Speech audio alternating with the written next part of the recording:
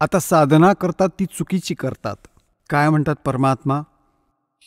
प्रेत शिला पे जा विराजे पितरों पिंड भराई, बोर श्राद्ध खान को आए ये काग भये कलमाही.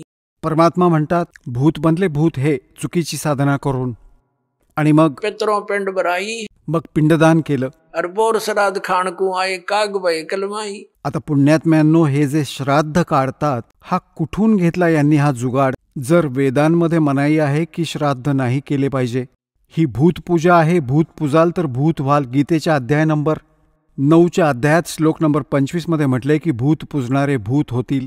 जे पितरांची पूजा करतील ते पितर बनतील. देवतांची पूजा करणारे देवलोकात जाऊन त्यांचे नोकर बनतील. आणि माझी पूजा कराल तर मला प्राप्त व्हाल. तर गीताजींनी तर मनाई केली आहे की पितरपूजा, भूतपूजा, तेरावं करणं, अस्थि विसर्जन करणं, गतीकरणासाठी गंगेत नेऊन सोडणं, ही सगळी शास्त्रविरुद्ध साधना आहे, वेदविरुद्ध साधना आहे. ही नाही करायला हवी. तर ही आमच्या सगळ्या धर्मगुरूंची लांडी लबाडी आहे की श्राद्ध घाला, 17वं 13वं करा. आता पुण्यात्म्यांनो, परमात्मा म्हणतात जीवित बाप के लठम लठा और मुए गंग पुचैया, और जब आवे आसुज का महीना, और वो कौवा बाप बनैया रे बोड़ी सी दुनिया. सतगुरु बिन कैसे सरिया. जसं जिवंत बापाबरोबर तर वादविवाद सुरू असतो, निकम्मी आत्मा. हां, पण तो मेल्यानंतर मात्र त्याला गती मिळावी म्हणून ते कुठे जातील? पहा पुण्यात्म्यांनो, हे आमचे धर्मगुरू कुठून गती मिळवून देतात मृत्यूनंतर? आधी तर हे म्हणतील की अस्थि उचला नि गंगेच्या प्रवाहात सोडा, याला गती मिळेल. अच्छा, काय करतात? एक व्यक्ती नाम घेत नव्हता, त्याच्या पत्नीने नाम घेतलं होतं. तसा तो आपल्या पत्नीला नाही म्हणत नसे, ज्ञानाशी बहुतांशी परिचितही होता. पण त्याच्यासमोर एक अडचण होती की माझ्या वडिलांचा मृत्यू होईल आणि जर मी गंगेमध्ये अस्थि नाही सोडून आलो तर मग माझा आत्मा नाही ऐकणार, तर मी यासाठी नाम नाही घेणार. एक दिवस तो सांगत होता, त्याची पत्नी सांगत होती की माझ्या काकांचा मृत्यू झाला, म्हणजे त्यांच्या ताऊचा, आणि ती घेऊन गेली त्यांच्या अस्थींना गंगा घाटावर. तिथे बसले होते पंडे, आणि तिथे त्यांनी आपापली क्षेत्र वाटून ठेवली होती की हे माझं क्षेत्र, हे तुमचं क्षेत्र. जाताच विचारतात, कुठून आलात जी? तर ती सांगते की असं असं सोनपतहून आली आहे. तर म्हणतात की अच्छा अच्छा, या या, तुम्ही आमच्या आहात, पकडून ठेवतील. तर मग तिथे जाऊन तिने पाहिलं उघडून, सगळा मागचा सगळा इतिहास सांगतात. तर काय म्हणाले ते? असं म्हणाले, यजमान खूप दिवसांनी तुम्ही आलात. अरे काय अजब सांगतायत. आता ती हे म्हणत होती की हे सांगत होता तिचा पती की माझं डोकं ठणकलं की शत्रू तर ही वाट पाहत आहेत की आम्ही रोज भरावं. आता खूप दिवसांनी आलास गती करायला. तर तो म्हणू लागला, त्यानंतर माझं तिथून मन हटलं. का तर तो दिवसभर आमच्याशी ना हा लबाडी करत होता. आता पुण्यात्म्यांनो, गती करवली की गंगेमध्ये अस्थि सोडल्या, मिळाली गती. मग म्हणतात 13वं घाला. 13वं कशासाठी? तर गतीच मिळावी म्हणून. चला 13वं पण घातलं. मग म्हणतात आता याचं श्राद्ध पण घाला. आधी प्रत्येक महिन्याला करायचे, मग ते 6 महिन्यांनी खूप मोठी व्यवस्था करायचे, आणि मग 1 वर्षांनंतर त्याचं कंप्लिशन व्हायचं, त्याचं समापन करायचे 1 वर्षाने. वर्षभर झटत राहायचे गती करायला. आणि मग काय करतात हे परमात्मा सांगतात, प्रेत शिला पे जा विराजे पितरों पिंड भराई. मग पिंड भरा, पितरांची मुक्ती होऊन जाईल. परमात्मा काय म्हणतात की जीवित बाप के लठम लठा हर मुए गंग पुचैया, और जब आया आसोज का महीना, कौवा बाप बनैया रे बोड़ी सी दुनिया. आता पुन्हा आले श्राद्धाच्या वेळी आषाढाचा महिना. तर ज्या तिथीला कोणी घरचा सदस्य मृत्यू पावतो तेव्हा आमचे धर्मगुरू ती तिथी नोंद करून घेतात. आषाढाच्या महिन्यात अमावस्येपासून पौर्णिमेपर्यंत कोणत्याही तिथीला ज्या दिवशी मृत्यू होतो त्या दिवशी विशेष कार्यक्रम करतात, श्राद्ध घालतात. आणि सगळ्यात आधी काय करतात ते जेवण बनवून वर ठेवतात छतावर, आणि त्याचवेळी कावळे येऊन ते खाऊन टाकतात. तर ते काय म्हणतात आपले धर्मगुरू, पहा नैवेद्य नेला वडिलांनी, कदाचित ते कावळा बनले असतील अरे भल्या माणसांनो, गती द्यायला गेलात नि कावळा बनवून सोडलत. ही आहे त्यांची साधनं.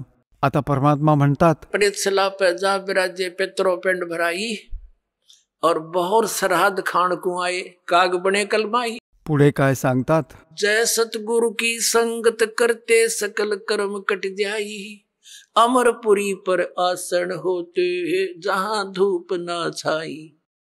आता काय म्हणतात की सद्गुरूंची संगत असती, सद्गुरू लाभले असते तर साऱ्या कर्मातून सुटका झाली असती. ना श्राद्ध घालणं, न भूत बनणं, ना कावळे किंवा पशूंच्या योनीत जाणं. आणि मग काय झालं असतं? अमरपुरीवर, अमरपुरी ज्या स्थानाचा कधी नाश होत नाही, सतलोक, सनातन परमधामाची प्राप्ती हो, सद्गुरू मिळो आणि हे सर्व त्रास संपू देत. आणि हे आमचे गुरुजी, धर्मगुरुजी श्राद्ध तर अवश्य काढायला हवेत.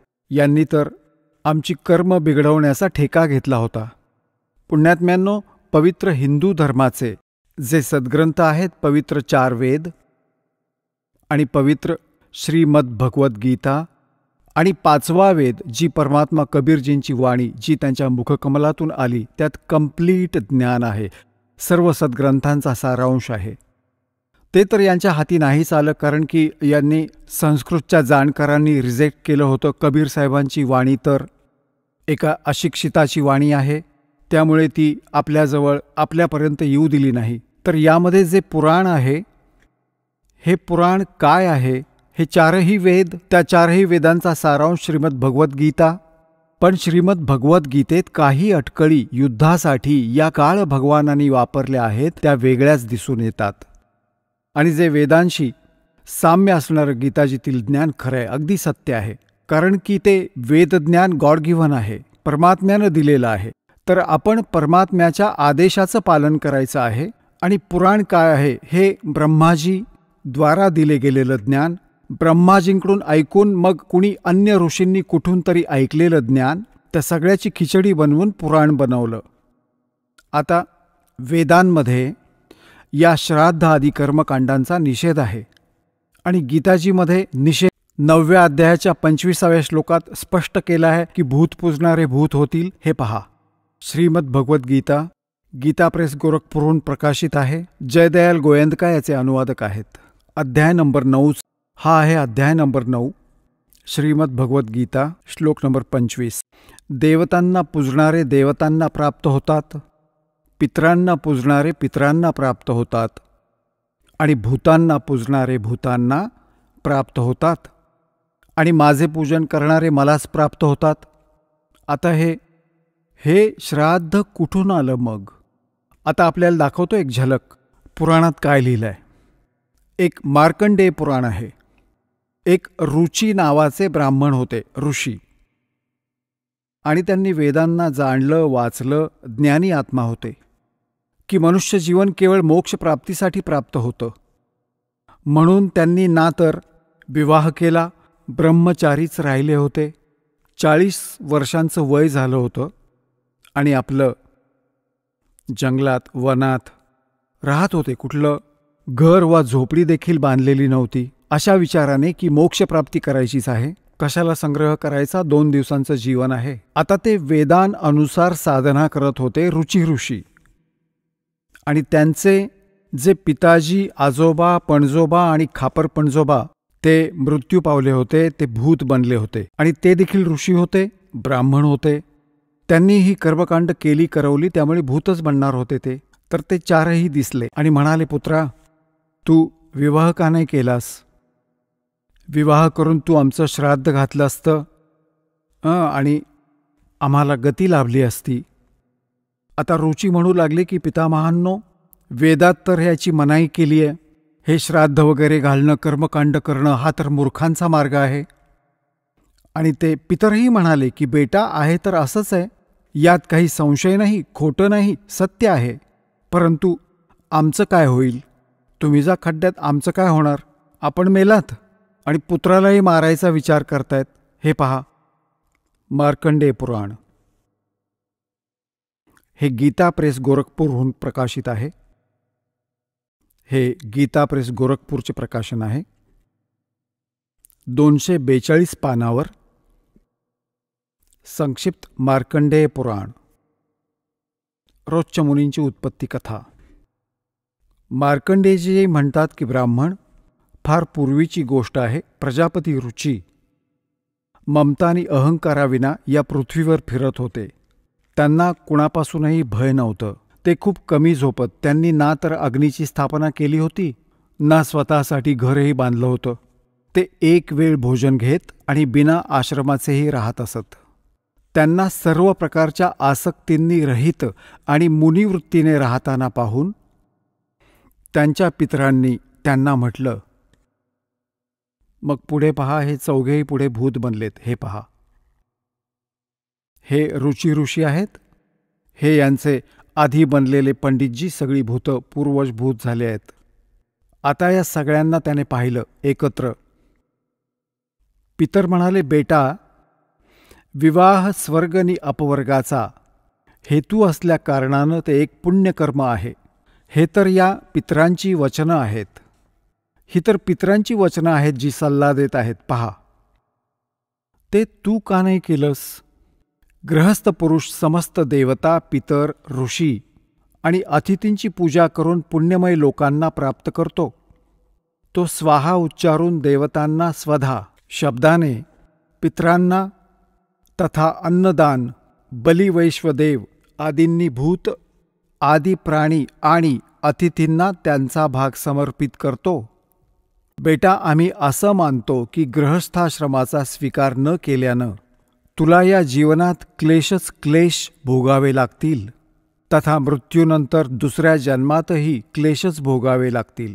ऋषी म्हणाले, पितृगण, परिग्रह हाच अत्यंत दुःख नि पापाचं कारण ठरतो आणि त्याने मनुष्याची अधोगती होते. त्यामुळे मनुष्याची अधोगती होते.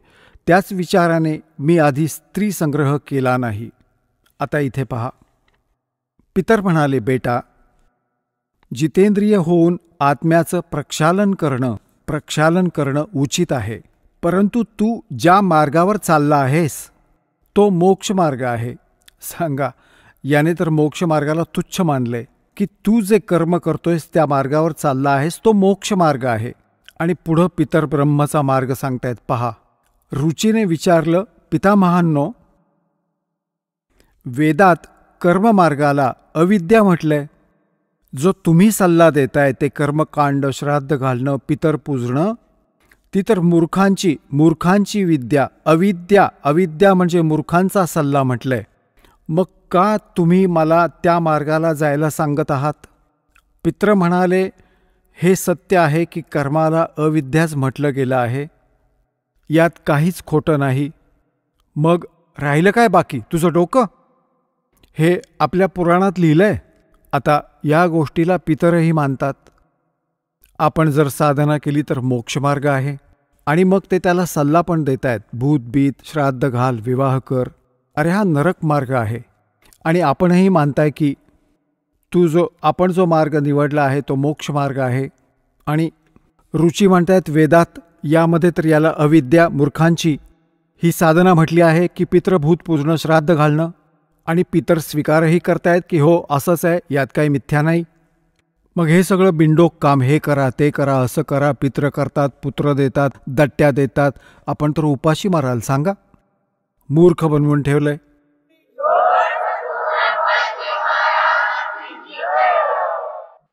एक छोटीशी झलक दाखवतो तुम्हाला.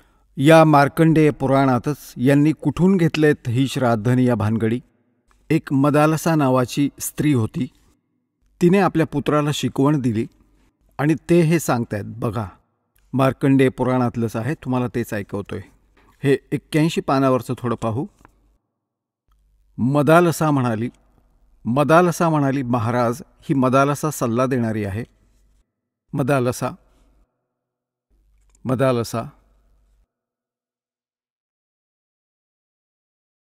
ह्या 82 पानावर संक्षिप्त मार्कंडेय पुराण. इथं पहा.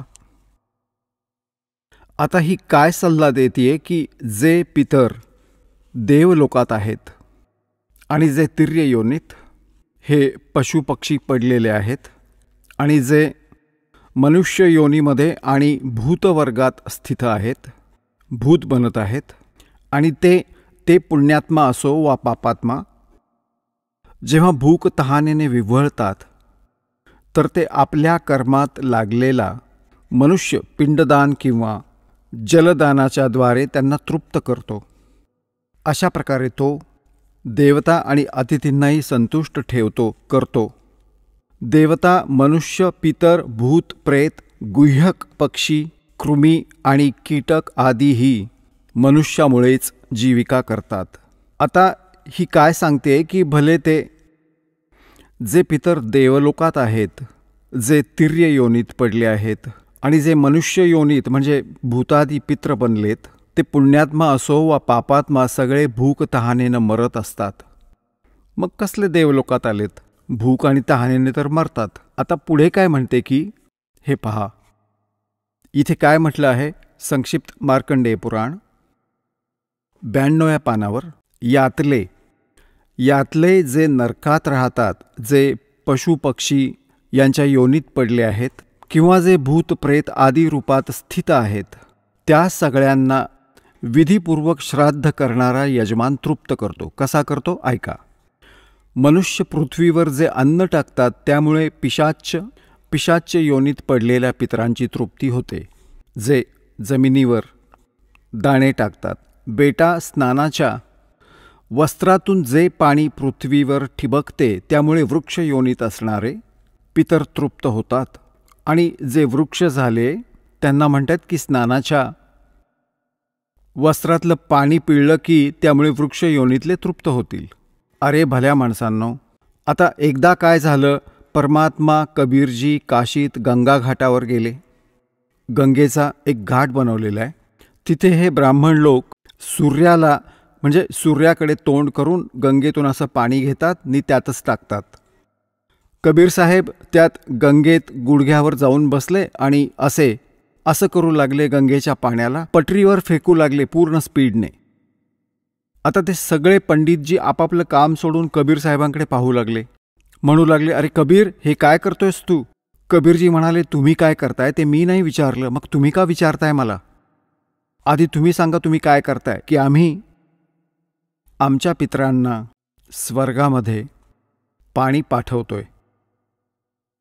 हे जे आम्ही पाणी टाकतोय ना इथं असे मंत्र म्हणत असं सूर्याकडे तोंड करून, हे तिथे स्वर्गात आमच्या भूक तहानलेल्या पितरांना पाणी प्राप्त होईल. परमात्मा म्हणाली, मी एक बाग लावली आपल्या झोपडीच्या समोर आणि मी त्या बागेला असं शिंपडून इथून पाणी देतोय. मग ते म्हणू लागले की अरे वेड्या माणसा, इतक्या दूर कसं जाणार? हे पाणी तर इथंच पडलंय. ते तुझ्या झोपडीच्या समोर जी बाग लावली आहेस तिला कसं पाणी मिळेल इथून? तर म्हणाले, लाखो किलोमीटर दूर, मैल दूर असणाऱ्या तुमच्या पितरांना स्वर्गात हे पाणी मिळू शकतंय, तर 2 किलोमीटर दूर असलेल्या बागेला पाणी मिळायला काय अडचण आहे?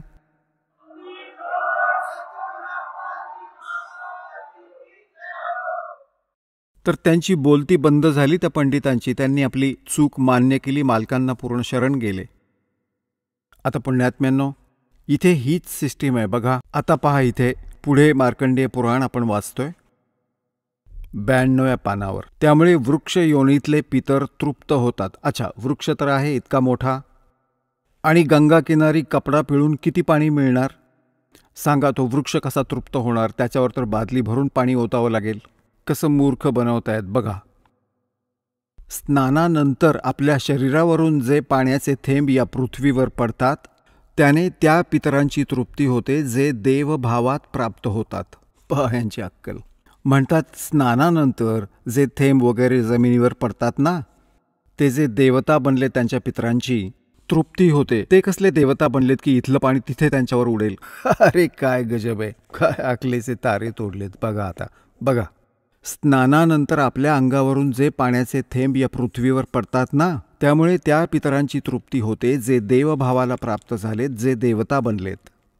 आणि पिंडांना उचलल्याने जे पिंड ठेवतात, अन्नाचे कण जमिनीवर पडतात ना, त्याने पशुपक्षींच्या योनीत पडलेल्या पितरांची तृप्ती होते. सांगा त्या पशुयोनीत त्यांची म्हैस बनून उभी असेल कुणी, आई, काकी, दादी, ताई कुणी, आणि उडालेले ते कण पडलेत जमिनीवर, आणि ती म्हैस तर रोज पाठीवर चारा खाते रोज.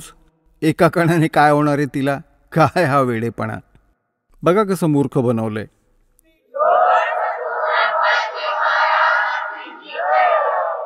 आता पहा, कुलामध्ये बालक आहे जे श्राद्ध कर्म योग्य झाल्यावरही संस्कारापासून वंचित असेल, म्हणजे बालपणीच मरण आलं, श्राद्ध केलं नसेल तर ते विखुरलेलं अन्न आणि हे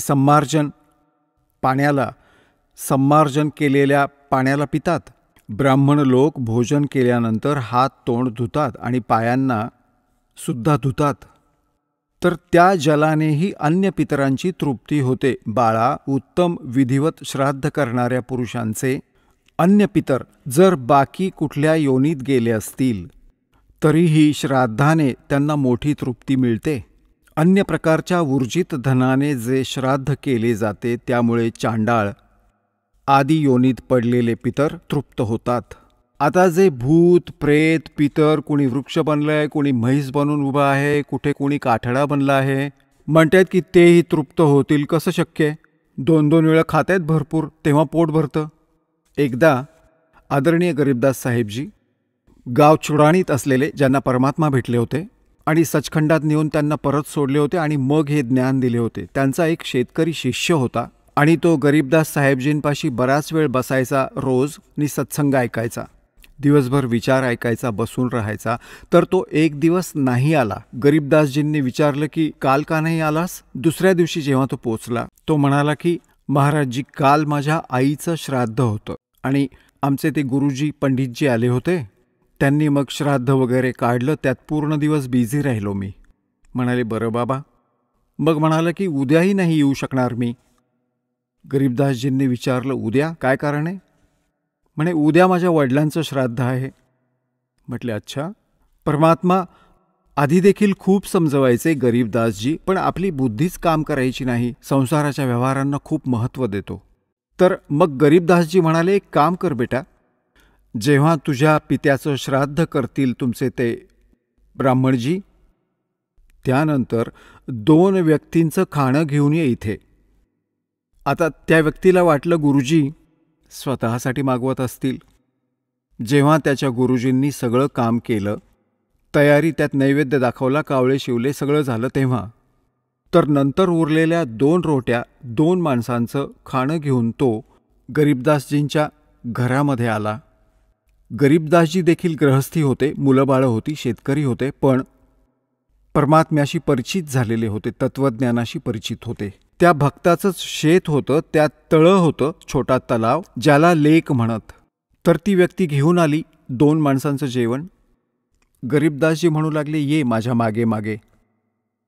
आता त्या व्यक्तीला वाटलं की शेतात कोणी भक्त साधू संत आले असतील जे भेटायला येत असतात. तिथे जाऊन त्या लेकच्या त्या जागेच्या 1 किलोमीटर दूर शेतांमध्ये जे तलाव असतात छोटे छोटे, पशूंना पाणी पिण्यासाठी जे साठवलेलं असतं पाणी, तर त्याच्या 4ही बाजूला खूप दाटी असायची झुडपांची, काटेदार झुडपांच्या गुच्छांनी तयार झालेलं असायचं. तिथून 100-200 फुटाच्या अंतरावरती गरीबदासजी आणि ती व्यक्ती बसले आणि मग तिथून त्यांनी आवाज दिला त्यांच्या मातापित्यांच्या नावाने आणि त्यांना म्हणाले की या तुमचा पुत्र भोजन घेऊन आलाय. तेव्हा तिथे एक गिधाड आणि गिधाडी तिथं आले आणि तिथं येऊन थांबले. ती लीला होती गरीबदास साहेबजींची. म्हणाले बेटा, ही तुझी माता आणि हे पिता आणि हे तुझे पिताजी. भरव त्यांना भोजन. तिथे उघडून ठेवलं त्याने. मग झडप घातली त्यांनी. 1 मिनिटात खाल्लं पटापट आणि खाऊन पळाले. आता गरीबदासजी म्हणाले की तुझे गुरुजी काय म्हणत होते की 1 दिवसाचं भोजन दिल्यानंतर आणि 1 वर्षापर्यंत तुझे पिताजी जे कुठल्या योनीत असतील ते तृप्त राहतील. म्हणाला हो असंच म्हणत होते. म्हटले हे दोघेही भुकेले होते बघ, खाल्लं सगळं आणि भोग तर देऊन आलास ना तू? तर म्हणाला हो जी. त्या दिवसानंतर त्याने कान पकडले. म्हणाला गेलं खड्ड्यात, हा तर सगळा बिंडोक प्रकार. मग सोडला सगळा लोकवेद आणि दंतकथा. म्हणाला पटेल तेच आचरण केलं त्याने. तर पुण्यात्म्यांनो, परमात्मा म्हणत असत की तुम्ही 1 दिवस तर आहार देता तर ठीक आहे, तुमची गोष्ट मानूया. आणि तुमचे माता आणि पिता जिवंत असताना दिवसातून 2-2 वेळा तर नक्कीच रोटी खात असतील. आणि तुम्हाला एक दिवस खाल्ल्याने 364 दिवस खायची गरज नाही. हे कसं काय शक्य आहे तुम्हाला? एक दिवस नैवेद्य दाखवला, 364 दिवस काय खातील ते? समजून चला, तुमचे पिता काग बनले, कावळ, तर रोज द्या नैवेद्य. 2 रोट्यांचे तुकडे करून वर फेका, म्हणजे त्यांचं पोट भरलेलं राहील. हे एका दिवसाचं असं करून काही फायदा नाही. सांगण्याचा अर्थ असा की त्यांना जे व्हायचं होतं ते झाले. आता पुण्यात्म्यांनो, आपण जेव्हा सद्भक्ती करू आणि ही साधना केल्याने आपले जे पितर भूत प्रेतादी बनले आहेत, भले ते कोणत्याही योनीत असोत या पितरांच्या सिस्टीममध्ये, तर त्यांनाही मोक्ष मिळेल तुम्ही भक्ती केलीत तर. आता पुण्यात्म्यांनो, हे सत्य ध्यानात ठेवा. हा दास वेळेनुसार आपल्याला सर्व क्रिया सांगेल. तुम्ही त्या आधीच केल्यात तर तुम्ही तुमची कर्म बिघडवून ठेवाल. आपण आपली भक्ती करत राहा आणि वेळ आल्यावर हे सर्व आपले पित्र वगैरे सुद्धा या साधनेनेच यांची मुक्ती होऊन जाईल. आता काय होतं, जसं या पुराणांमध्येच लिहिले की 1000 ब्राह्मण भोजन करत आहेत. जसं यांनी पितरांची आणि भूतांची श्राद्ध केली, त्यांचा विधी सांगितला आहे. पितरांसाठी भोजन द्या ब्राह्मणांना, तर ते विषम नंबरमध्ये असावेत. जसं 1, 3, 7 म्हणजे 5, 7 असे हवेत आणि बाकी सम नंबर्स असावेत. अशा संख्येत असले पाहिजेत. आणि याच विष्णू पुराणात सांगितलं आहे की 1000 ब्राह्मण मोजून भोजन करत असतील आणि त्यांच्या समोर एक योगी म्हणजे भक्त, सच्चा भक्त, सत्साधक, सत्साधना करणारा परम अक्षर परमात्म्याचा जो साधक आहे तो वास्तव भक्त योगी असतो. योगी म्हणजे तो नव्हे जो पोटातील पाणी हलवून दाखवतो, आसनं बिसनं करून दाखवतो. नाही, योगी तो नाही. हा तर एक तो आहे आपला, समजा की ते प्राकृतिक चिकित्सक म्हणू शकता. योगी आहे. योगीचा अर्थ आहे भक्त. परमात्म्याला भेटण्याच्या प्रयत्नात जो आहे तो योगी आहे, भक्त म्हणजे सच्चा साधक. हे पहा, श्री विष्णू पुराण गीता प्रेस गोरखपूरहून प्रकाशित आहे. याचे अनुवादक आहेत मुनीलाल गुप्त. हे गीता प्रेस गोरखपूरहून प्रकाशित आहे. हा आहे अध्याय 16 आणि तृतीय अंश आणि पान नंबर 213 वर. इथे म्हटलंय, हे राजन, श्राद्ध करणाऱ्या पुरुषापासून विश्वदेवगण, पितृगण, मातामह आणि कुटुंबीय सगळे संतुष्ट असतात. हे भूपाल, पितृगणांचा आधार चंद्रमा आहे आणि चंद्रमाचा आधार योग आहे, भक्ती. म्हणून श्राद्धात योगी जनांना नियुक्त करणं अत्युत्तम आहे, म्हणजे सत्साधकाला.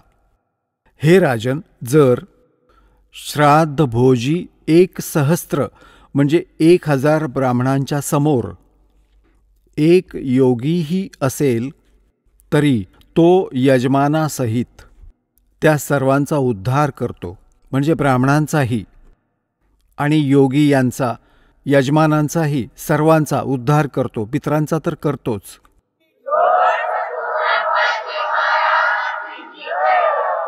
आता पुण्यात्म्यांनो, इथे आपण सगळे योगी आहात. जो भक्त इथे दान करतो तो आपल्याला भोजन करवत आहे, तर आपल्या पितरांचा तर उद्धारच होईल, यावर विश्वास ठेवा. हा इतका उत्तम मार्ग आहे जे आमच्या प्राणात, जे सत्य आहे ते तर यांनी ग्रहण केलंच नाही, यांनी असत्य ग्रहण केलं. आता पुण्यात्म्यांनो, जसं वेद आपण रुची ऋषींच्या कथेत पाहिलं मार्कंडेय पुराणात की वेदामध्ये याला अविद्या म्हटलं आहे, या कर्मकांडाला. आणि पितरही मानतात, कारण ते ब्राह्मण होते, ऋषी होते. आणि ते असं म्हणतायत, आमची दुर्गती होईल तू जर श्राद्ध नाही घातलंस तर. आता जसं एक श्रद्धाळू म्हणतो की जसे आमचे पिताजी दिसायला लागतात आणि म्हणतात की बेटा श्राद्ध कर, आणि का नाही करणार आम्ही, करावंच लागेल.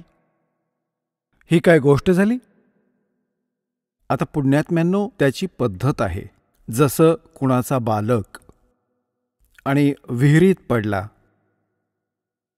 तो तर ओरडतोय बुडालो बुडालो, त्याला काय इलाज आहे? त्याच्यासोबत बुडायचं, सूर मारायचा, उडी मारायची.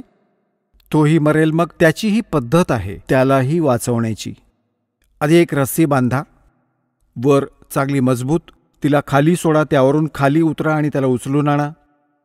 तर हे पितर तर दिसत आहेत, आणि असं काही की त्याला घेऊन बुडायचं नाही, श्राद्ध नाही करायचं, ते तर विहिरीत उडी मारण्यासारखं झालं की घ्या हा मेला. त्यासाठी ही रस्सी आहे जी दास तुम्हाला देईल. ही सद्भक्ती करा, हा अशा प्रकारे दानधर्म करा, आणि ते भूत पितर या सगळ्यांचा उद्धार आपोआप होत जाईल. हे आपण वाचलं सुद्धा, कारण की सत्साधक हे भक्त आहेत. इथे लाखो योगी येऊन जेवतात एका महिन्यामध्ये. हां, मग तो एक जण जेवला तर इतका लाभ सांगतायत. तर हे तत्वज्ञान आणि शास्त्र अनुकूल साधना यानं आपलंही कल्याण होईल आणि आपल्या पितरांचंही. आता जसं आपण आत्ता ऐकलं की वेदामध्ये याला मूर्खांची साधना म्हटलंय, जे अगदी बरोबर आहे. तर वेद काय आहेत? ते परमात्म्याचं विधान आहे, ते परमात्म्याचा आदेश आहेत. आणि जे आपल्या पुराणात जे लिहिलं आहे ते पितरांचं वा ब्रह्माजींचा, किंवा ती मदालसा किंवा ती कोण होती पहा, आणि तिचंच म्हणणं खरं मानून सगळेजण कर्म करायला लागले. आणि हा कुणा अन्य ऋषींचा दिलेला आदेश आहे, याचं पालन आपण नाही करायचं. जसं एकदा एका व्यक्तीची मैत्री एका पोलिसाशी होती, ठाणेदाराशी, SHOशी. आणि त्या व्यक्तीचा जो साथी होता शेजारी, त्याला खूप दुःखी करायचा. त्याने आपल्या मित्राला, ठाणेदाराला म्हटलं की ठाणेदार दादा, असा असा माझा एक शेजारी आहे, शेजारच्याच घरात राहतो, खूप परेशान करतो, सगळं काही सांगितलंय, पंचायत पण केली आहे, पण नाही ऐकत, काय करू? आता ठाणेदार म्हणाला की मारकाठी त्याच्या डोक्यात, मी बघतो. ठाणेदाराच्या आदेशाला मानून त्याची आज्ञा पाळली. त्यानं असा विचार केला की आता हा काय ते सांभाळून घेईल. त्यानं आपल्या शेजाऱ्याशी त्यानं भांडण केलं, हाणामारी झाली, त्याच्या डोक्यात काठी बसली, मेला तो शेजारी. आता तो SHO तिथला प्रभारी होता, तो त्याला घेऊन आला पकडून, तुरुंगात टाकलं आणि त्याला मृत्यूदंड मिळाला. आता राजाचं विधान होतं की कुणाच्या डोक्यात लाठी बसून मेला तर त्याची शिक्षा होती मृत्यू. आता ते विधान तोडलं त्या व्यक्तीने. आपला मित्र एका अधिकाऱ्याच्या आज्ञेचं पालन केलं, ज्यामुळे राजाचं विधान तुटलं आणि तो दंडित झाला. अशाच प्रकारे पुराणात जे आदेश लिहिले आहेत, आदेश आहेत ते ठाणेदाराचे समजा या पुराणात, आणि वेदात संविधान समजा भगवानाचं संविधान असं तोडलं असल्या ठाणेदाराच्या सांगण्यावरून, पुराणात किंवा या नकली धर्मगुरूंच्या सांगण्यावरून. या शास्त्रविरुद्ध साधना सांगणाऱ्या आचार्यांच्या, शंकराचार्यांच्या आदेशांवरून आपण जर क्रिया केल्या तर आपण दंडितच होऊ, आपण पितरच होऊ, म्हणजे मरणाची शिक्षा मरणाचीच मिळेल. तर अशी चूक तर आपण नाही करायची बाबा, आणि करूही नका. एक जीवित उदाहरण दास आपल्याला देत आहे. माझे पूज्य गुरुदेवजी ब्राह्मण वर्णात जन्मले होते. हरियाणामधील जिल्हा भिवानी चरखी दादरीजवळ एक पैतावास गाव आहे, बडा पैतावास. त्या ठिकाणी तिथे ते राहत होते. शेतकऱ्याचं काम करायचे, वर्ण ब्राह्मण. पुण्यात्म्यांनो, ब्राह्मण काही जाती विशेष नाही. दास खूप वेळा सांगतो की बघा, ब्राह्मण चिडेल, पण ब्राह्मणांच्या विषयी सांगतो नाही. आणि शेतामध्ये जे माझे गुरुदेव होते, ब्राह्मण वर्णात जन्म होता त्यांचा, शेतामध्ये गायी चारत होते आपल्या शेतात. त्याच्याजवळ आधी जंगल खूप असायचं, वने खूप होती. एके दिवशी त्यांची भेट आमच्या दादा गुरुजींबरोबर झाली, म्हणजे एका संतांशी.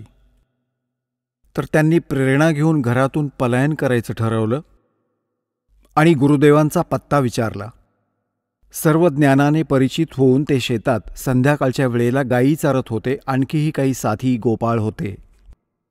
तर त्यांना हे म्हणाले की मी फ्रेश होऊन येतो, मला वेळ लागला तर तुम्ही पशूंना घेऊन जा, मी नंतर येईन.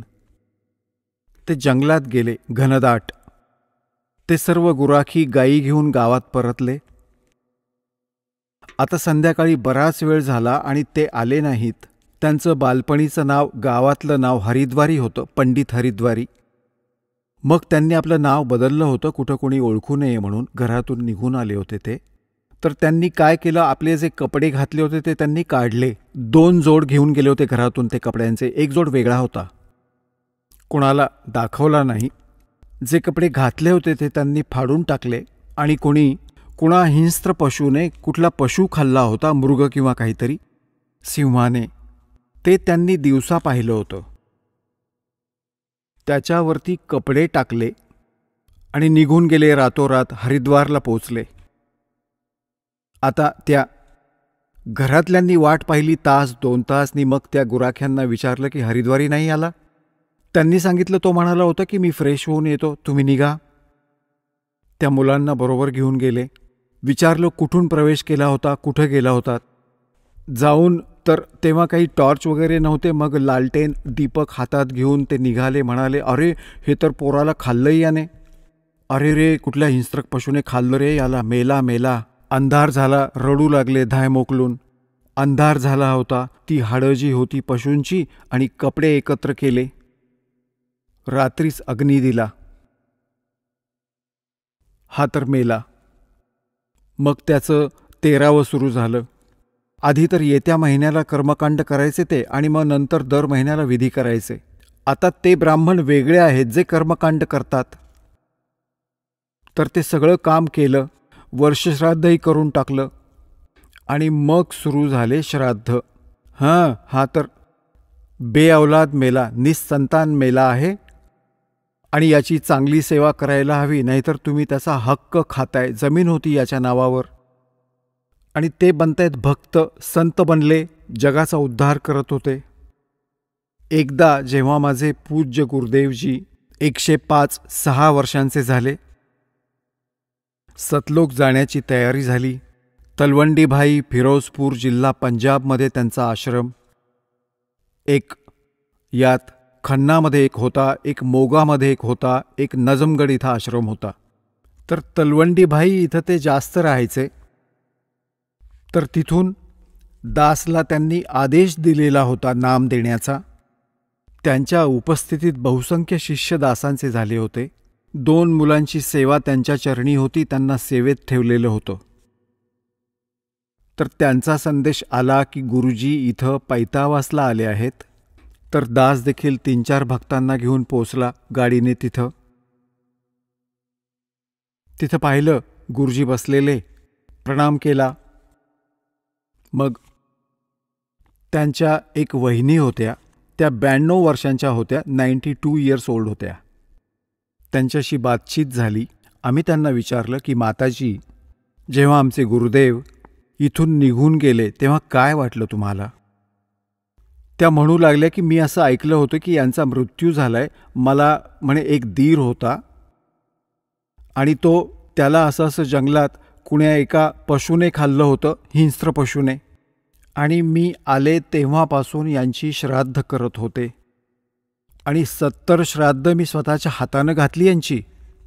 आणि कधी काही घरात उलटं सुलटं विपरीत घडलं, नुकसान झालं, पशु गेले, पीक गेले, आम्ही आमच्या गुरुजी ब्राह्मणांकडे जायचो. त्यांची ती जन्मपत्रिका वगैरे वाचायचो. ते असं म्हणायचे की तुमचा हरिद्वारी निस्संतान मेला आहे आणि तो तुम्हाला लाभत नाही, तुमची हानी करतो. त्याचे 5ही कपडे शिवा, त्याची ती श्राद्ध नीट पद्धतीने घाला, अमुक तमुक करा. तो जे काही सांगेल ते सगळं करतो आपण. आणि तरीही तो म्हणायचा की नीट श्राद्ध झालं नाही, पुढच्या वेळेला मी करेन नीट. 70 श्राद्ध घातली आहेत आणि आता हा इथं बसलाय. आता मी म्हणू लागलो, माताजी बघा, गीताजीमध्ये मनाई केली आहे 9व्या अध्यायाच्या 25व्या श्लोकात की भूत पुजल्यावर भूत होणार, पितर पुजले तर पितर होणार. ही पूजा नाही करायला पाहिजे. आणि हे आपल्यासमोर जीवित उदाहरण आहे. मूर्ख बनवत होते हे आपल्याला. आणि ती साधना, ते सगळं खरं थोडंच होतं या लोकांचं. हे निदान आता तरी सोडून द्या सगळं. त्या म्हणाले, नाही बाबा, या तर जुन्या गोष्टी आहेत, ह्या कशा सोडणार? आपण खड्ड्यात गेलो तरीही सुटत नाही म्हणजे कमाल झाली. स्वतःच्या डोळ्यांनी पाहतीये, स्वतःहून म्हणते की मी याची 70 श्राद्ध घातली, पिंड भरली, पितर बनवलं त्यांना. आणि हे पितर नाहीत तर सगळ्यांचा उद्धार करणारे तर महापुरुष बनले. लाखो लोकांचा उद्धार केला त्यांनी. आता तरी श्राद्ध करू नका, मूर्खांचं ऐकू नका.